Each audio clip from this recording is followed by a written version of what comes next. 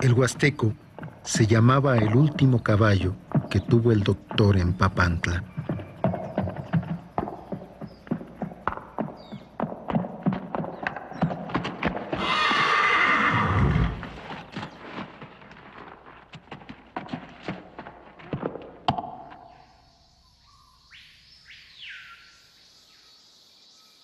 En 1923, mi abuelo vivía aquí, un pueblo apacible, al norte del estado de Veracruz, en el Golfo de México. El tiempo era largo y las calles, en abril, amanecían tapizadas de vainilla. En aquel entonces, Papantla todavía era la ciudad que perfumaba al mundo.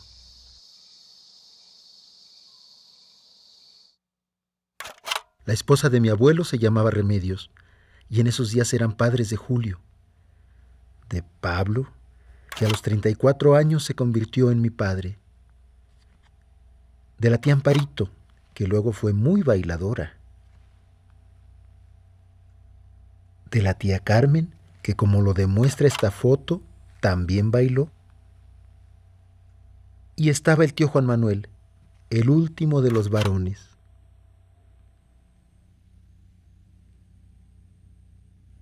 Y la tía Anita, con su nodriza Totonaca que la alimentó durante un año. Y también estaba la tía Cristina, 2 años más grande que el primogénito de Remedios. Y juntos formaban una familia feliz en el corazón del Totonacapan.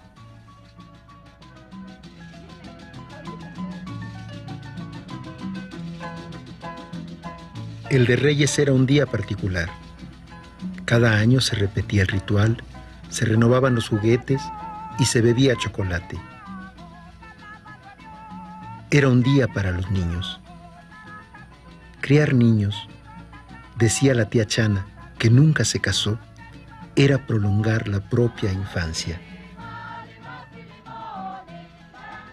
Mis tías recibían muñecas, juegos de té,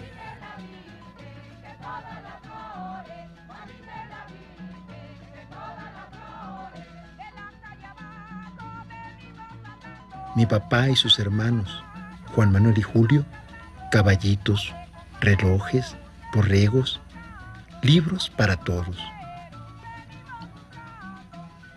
Los santos reyes siempre supieron qué traerle a cada quien. Ese es mi abuelo, con el regalo totonaco que le trajo el rey Melchor. A lo largo de los años mi abuelo tomó una foto o una película para fijar en el tiempo la felicidad de su familia con los regalos que convertían la casa en una enorme juguetería. Los juguetes que aparecían en la mesa del comedor no llegaban de Bagdad, ni salían de la carpintería de Yepeto, sino que venían de la capital, que se encontraba a 2 días de viaje en caballo y 1 en tren. Cada año, en octubre, mi abuelo viajaba a la capital y los santos reyes se daban tiempo de visitar Papantla el 6 de enero.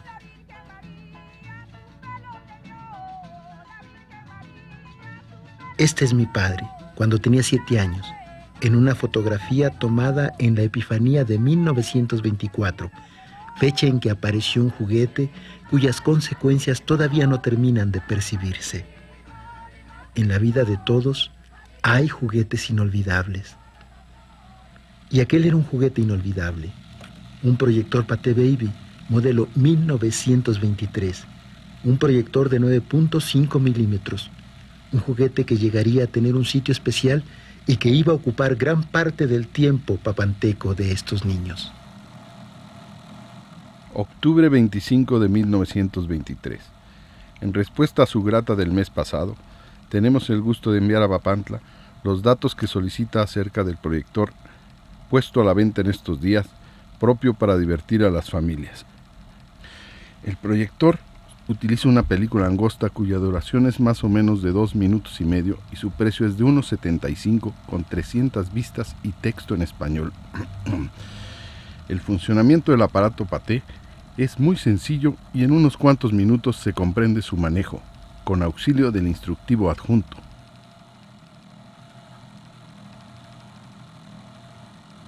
Aquel juguete era un mirador al que se asomaban rostros, caras, gestos y nuevas actitudes. Era una luz que abría las puertas de la imaginación y traía el mundo a la casa. Mi padre y sus 7 hermanos pasaron muchas horas de su infancia frente a aquella pantalla que les relataba historias y les fabricaba sueños que envolvían sus tardes e inquietaban sus noches.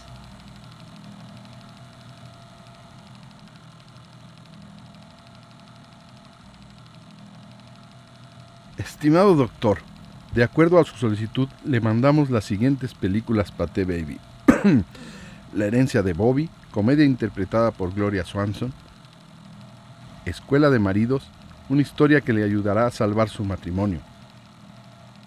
El zorro y la cigüeña, fábula moral del señor La Fontaine, y algunas otras que harán las delicias de sus niños.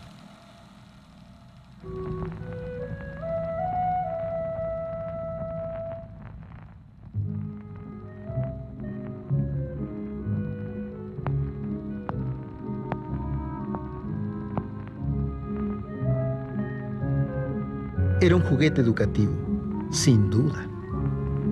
Las películas francesas, españolas, norteamericanas, pero llegadas desde la Ciudad de México, fueron formando imperceptiblemente un archivo al que se acudía para matar el ocio y entretener al tiempo.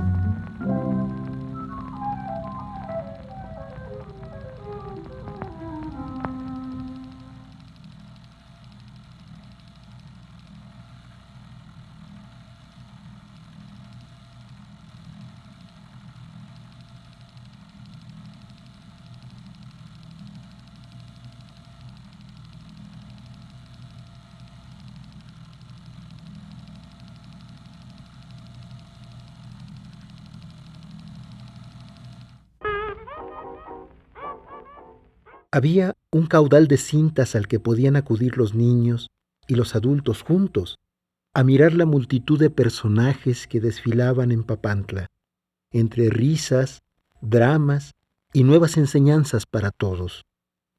Pero, sin ninguna duda, Charlie Chaplin siempre fue el preferido.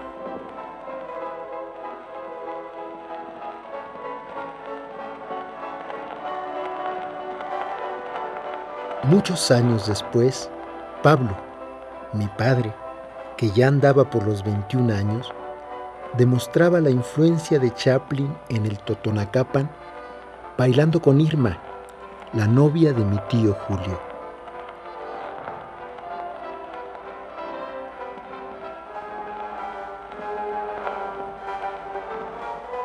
Esta película, rodada en 1936, se llama Charlotada, por Irma y Pablo.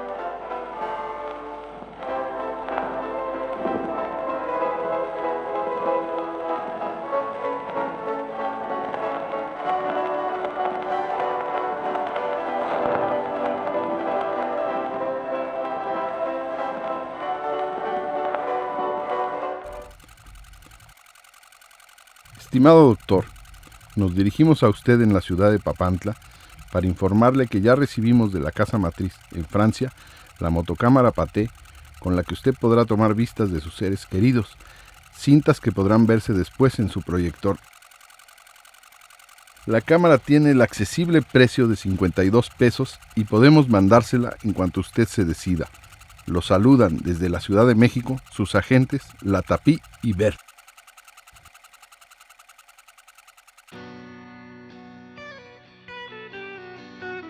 Casi 70 años después, mi padre me contó que las películas filmadas por mi abuelo estaban en Papantla, olvidadas por todos. En agosto de 92, viajamos con mi hija Pía hacia la ciudad que perfumó al mundo en busca de las películas. A Pablo le costó, pero al fin se decidió a regresar al pueblo donde había nacido 74 años atrás. En el camino habló de su maltrecho corazón y lamentó lo corto y lo duro de la vida, las cataratas que lo iban a dejar ciego, la hipocresía de la gente. Pero también recordaba lo feliz que fue viajando por la República como agente de textiles Atoyac. Eran los años 40 cuando se internó en el país.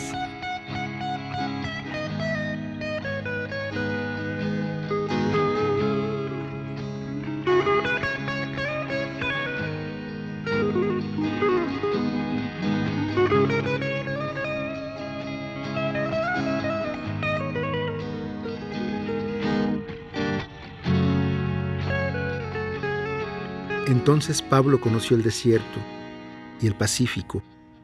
Viajó en tren y también en barco y en un avión cuando se sacó la lotería.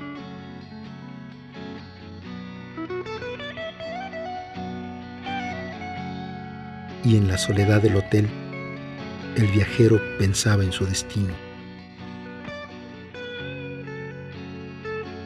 Pablo amó en cada pueblo como en cada puerto, y todas hablaban español, pero ninguna como Amparo, nativa de Celaya, Guanajuato.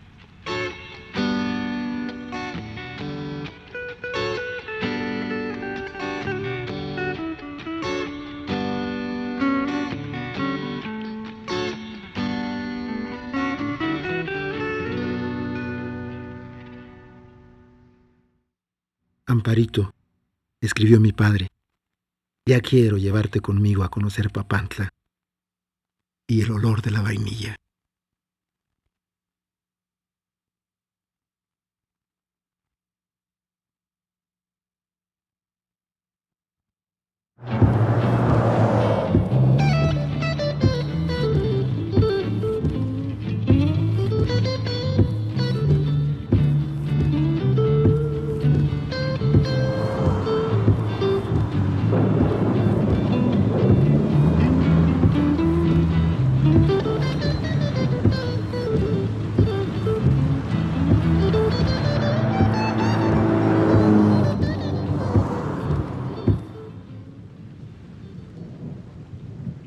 Llegamos a Papantla hacia el atardecer de aquel día lluvioso de agosto.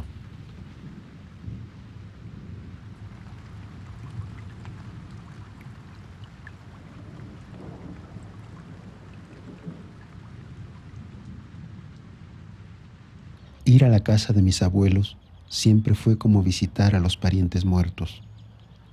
Aunque muchos nacieron aquí, en las manos de mi abuelo, el doctor, otros murieron. Aquí falleció el doctor en el 59, cuando tenía 84 años. También murió aquí la abuela Mellos y su hermana, la tía Chana, que nunca se quiso casar. Y aquí murió mi padre, Pablo, la noche que llegamos a recoger las películas. Como él, muchos hombres regresan a morir a su tierra, de vuelta a un origen que siempre se escapa. Y aquella fue la última vez que viajó por este camino. Tulancingo, Huauchinango, Xilotepec de Juárez, Poza Rica y Papantla. Un camino que recorrió tantas veces a lo largo de su vida, como si hubiera dado 100 vueltas al mundo.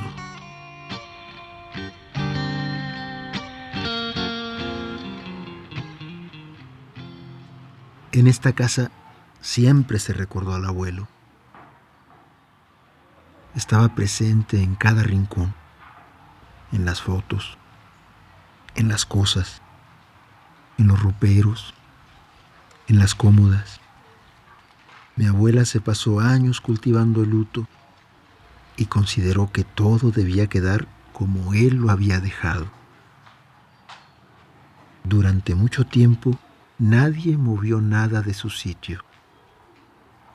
Era una casa como una caja china, en la que se podían encontrar juguetes, ropones de principios de siglo, libros, timbres postales, revistas y todo lo necesario para ejercer la medicina con decencia en un pueblo que no tenía hospital.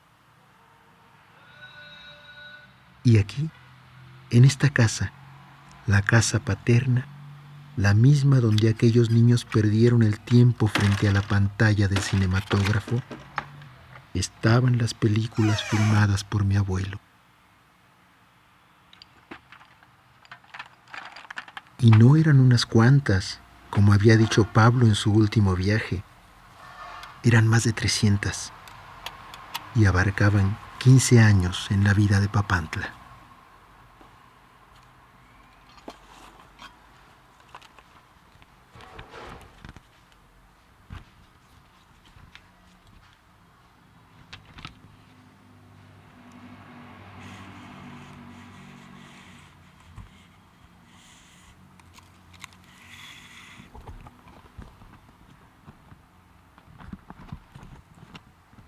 Y allí estaba también la pequeña cámara con la que mi abuelo filmó a su familia en el Totonacapan.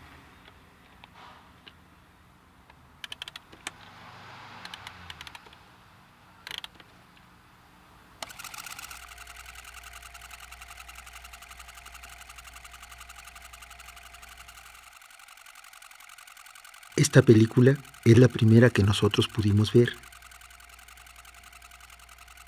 Muestra a mi abuelo Pepe el día que cumplió 56 años. Feliz padre, festejado por sus 8 niños.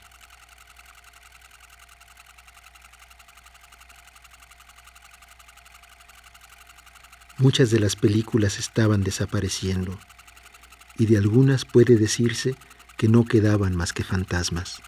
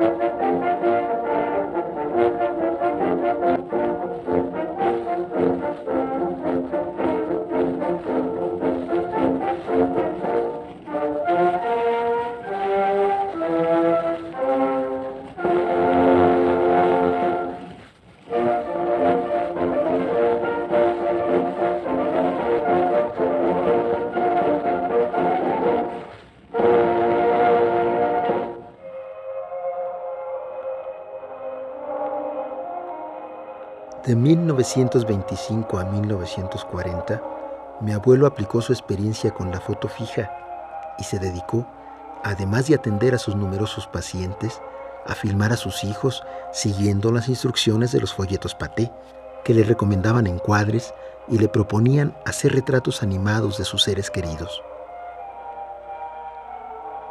Y sus seres queridos eran sus hijos, su mujer, sus amigos y Papantla.